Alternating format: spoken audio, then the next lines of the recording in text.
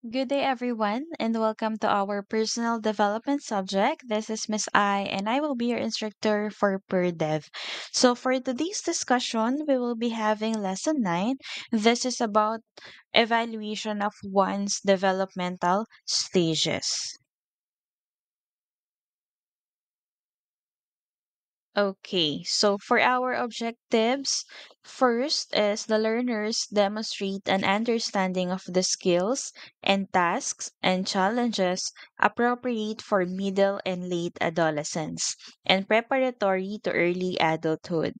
Second, the learners shall be able to make a list of ways to become responsible adolescents prepared for adult life and manage the demands of teenage years.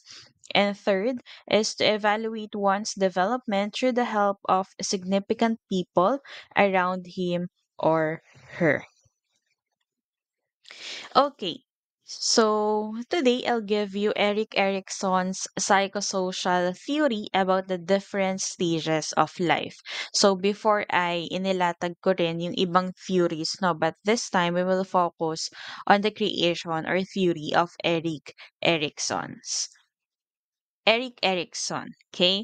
So, according to him, magsisimula yan sa infancy. Okay? When we say infancy, this is under 2 years old, no, from birth hanggang bago ka magdalawang taon.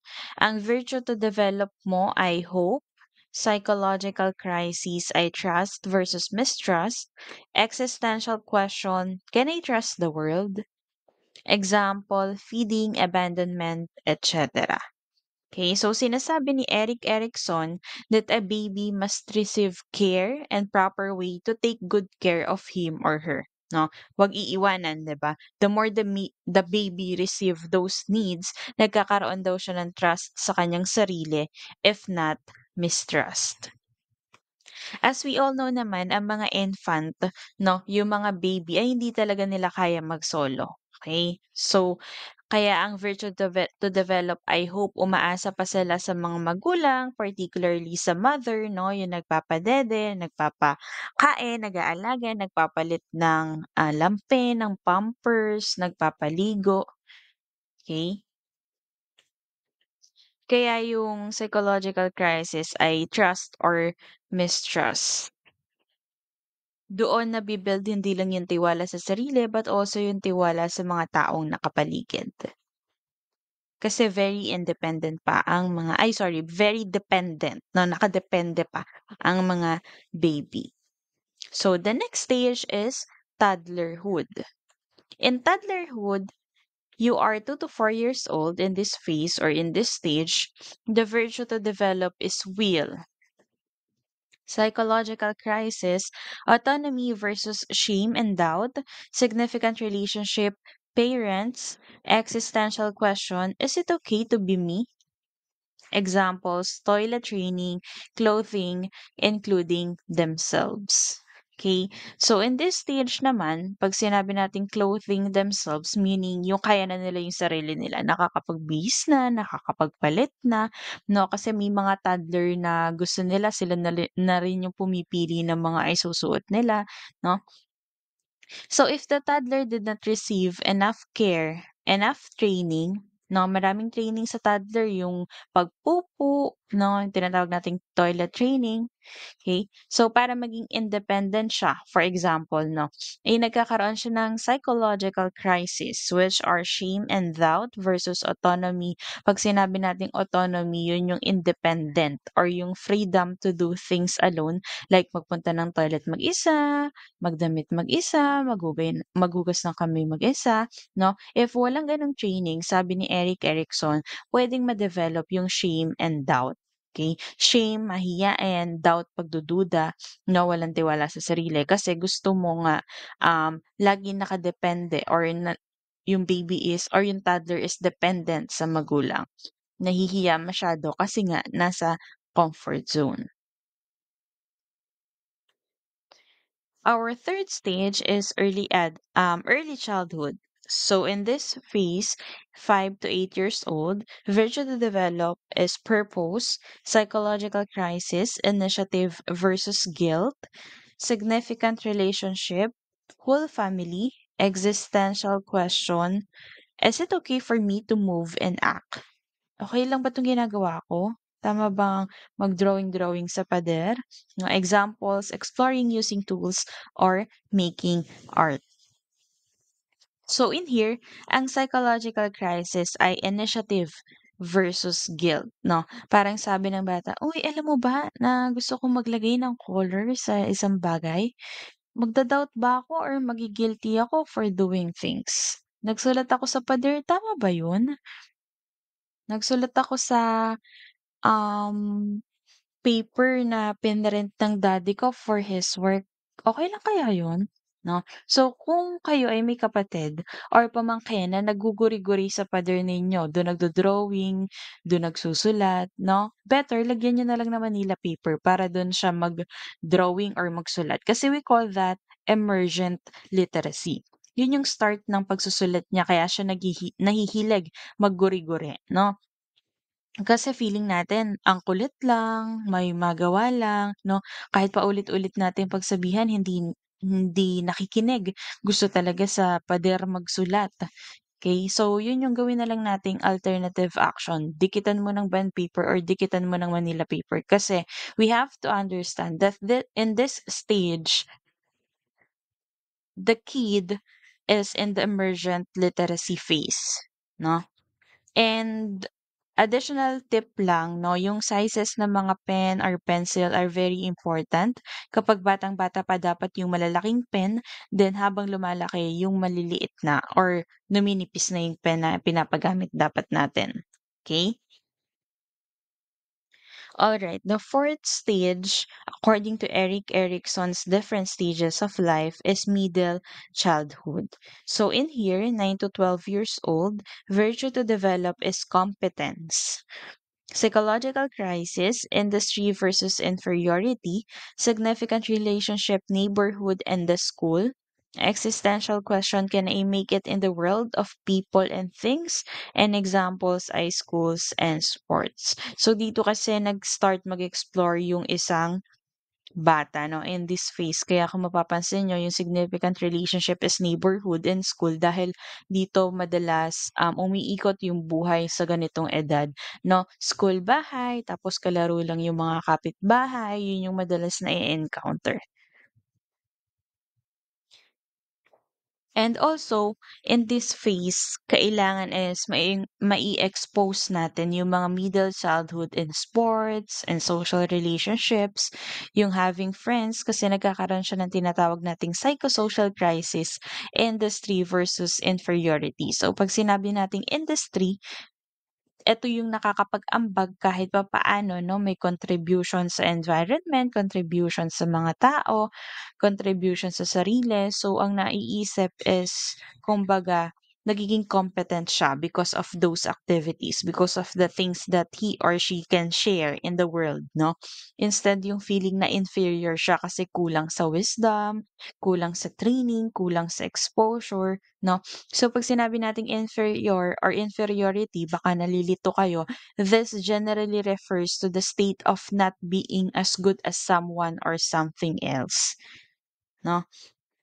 Kaya minsan din okey lang na madapa yung isang bata at least na-experience niya 'no. Mahirap kasi yung masyadong protective, alkohol ng alkohol, hindi pinapatakbo, bawal madapa, bawal pagpawisan 'no. Kasi nga sabi ng matatanda mas nagkakasakit pa ang mga bata kapag gano'n kasi nasa comfort zone 'no, hindi nakakapag-explore, hindi niya nararanasan yung mga bagay na at that particular age dapat ay nararanasan niya. Okay, the next one is adolescence. Okay, so in adolescence, 13 to 19 years old, virtue to develop, fidelity, psychological crisis, identity versus role confusion, significant relationship, fears and role model, existential question, who am I? Who can I be? Examples, social relationships. Okay, so again, in adolescence, na-discuss na natin before na ito yung stage when we experience changes in our physical body. 'no? Yung identity natin we question like, "Sino ba talaga ako? Ano ba talaga ako? Ano bang purpose ko? Ano ba talaga yung gusto ko?" 'No? Hindi daw talaga klaro according to Erik Erikson yung kanyang identity in this stage dahil nagkakaroon ng identity versus role confusion, 'no? Yun yung sinasabi natin or sinasabi ng mga magulang natin sa atin kapag grade 8 tayo. Bata-bata mo pa, ginagawa mo na 'yan, bla bla bla bla. Pero 'pag grade 9 ka na or grade 9 ka na, sasabihin naman sa'yo ng magulang mo na, "Ang tanda-tanda mo na, hindi mo pa alam, ganyan, ganito, bla bla bla." 'No, or even kahit grade 9 ka na, sasabihin pa rin sa'yo, "Ba't mo 'yan ginagawa, ang bata-bata mo pa." Okey? So, meron ding instances na 'pag 'di mo naman ginawa, sasabihin sa'yo, "Ang tanda-tanda mo na, 'di mo pa ginagawa." 'No? Same with kapag nagpaalam ka. Galit at hindi papayag pero 'pag hindi ka naman nagpaalam galit pa rin 'no, kasi hindi ka nagsabi. So, nagkakaroon tayo ng confusion sa role, sa stage na 'to 'no. And I just like to add that it is very vital 'pag sinabi nating vital, important 'no, or necessary, kinakailangan, importante for us to have clear identity and clear purpose, 'no? Kaya very, vulnerable ang mga teenagers, 'no, 13 to 19 years old kasi nga confused pa sila. Nalilito pa sila kung sino ba yung sasamahan, sino ba yung magandang impluwensiya, tama ba 'tong gawin or mali ba 'tong gawin, 'no? Okay, so the next one we have early adulthood, ayan. From the picture na inilagay ko dito para mas mabilis ninyong maintindihan anong stage nga ba ito. So, ito na yung parang ready na mag-asawa, nagbo-boyfriend, girlfriend, into marriage na, 'no? Age ay 20 years old to 39 years old. Virtue to develop is love. Psychosocial crisis is intimacy versus isolation. Significant relationship, friends and partners. Existential question, can I love? 'No? Kaya ka ba magmahal? Paano ba yung pagmamahal? Okay. Examples ay romantic relationship. So, sa early adulthood, sa stage na ito, either we feel loved or unloved, 'no? Depende sa'tin kasi may mga, own will naman tayo or freedom kung gusto na ba natin mag-boyfriend, gusto na ba nating mag-girlfriend, ready na ba tayo dito or mas prefer natin na 'wag na muna, 'no? And hindi naman lahat ng minamahal ay boyfriend, girlfriend lang. Puwede din naman yung mga friends mo, 'no? And reminder to all, do not forget your friends 'pag nagkaroon ka na ng love life kasi sila yung mas una mong nakilala bago ka pa magkaroon ng girlfriend or boyfriend. And again, friends divide sadness and multiply happiness. So, treasure your friends. Okay, second to the last is middle adulthood. Etong phase na ito ay magulang na tayo, 'no, or malapit ng maging magulang. It's generativity versus stagnation. Yan ang crisis in this phase. But unahin muna natin yung age. Ano bang age bracket? That's 40 to 59 years old. Virtue to develop ay care. And significant relationship ay household or workmate. Existential question, can I make life count? Examples, work and parenthood. Okay? So, dito ang tanong natin ay, may purpose pa ba yung ginagawa ko? 'No? When we say generativity, nakaka-benefit pa ba sa'kin, sa ibang tao, or stagnant na? Meaning wala ng development, as is ka na lang, routine na lang, paulit-ulit na lang, nasa plateau ka na lang, wala ng improvement. And lastly, our last stage is late adulthood. 60 years old and above, virtue to develop is wisdom, psychological crisis, ego, integrity versus despair, significant relationship, mankind, existential question, is it okay to have been me? Is it okay to be me? examples, reflection, and life. So sa stage na ito, nagkakaroon na ng self-doubt, no? Mahalaga pa ba ako? Kasi matanda na ako eh. No? Kaya madalas sinasabi ng mga nasa ganitong stage or nasa ganitong edad, kapag niyayaya mo, ay wag na, sila na lang kasi bata sila. No? So napakahalaga ng reflection and wisdom in life. Personally, I really love to talk to elders, yung mga nasa ganitong stage kasi napagdaanan na nila yung mga mapagdadaanan ko pa lang, mapagdadaanan pa lang natin or napagdadaanan natin 'no, at the moment. So, they gave the best advice but make sure to find the best role models or yung mga tao din na in this stage ay tatanungin mo kasi you know, if you would have noticed, may mga senior citizens or oldies kung tawagin natin, nasa ganitong edad, na tumatanda ang paurong, 'no? We cannot deny that fact.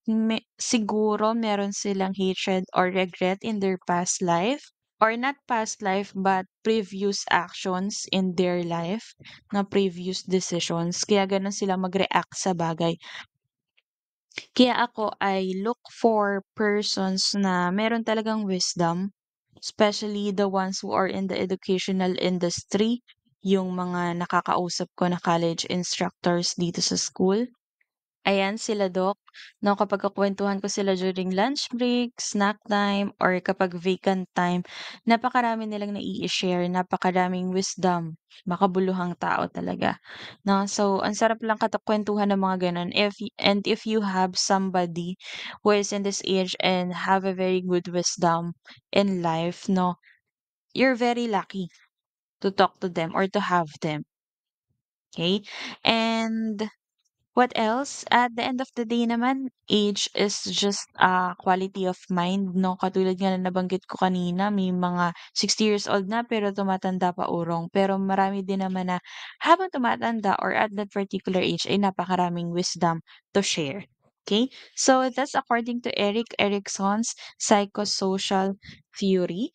Again, we started with infancy, then toddlerhood, then early childhood, then middle childhood, adolescence, early adulthood, middle adulthood, and late adulthood. Okay? So just a reminder to do not underestimate yourself by comparing yourself with others. So itong psychosocial theory ni Eric Erickson ay guide lamang according sa kanyang pagsusuri.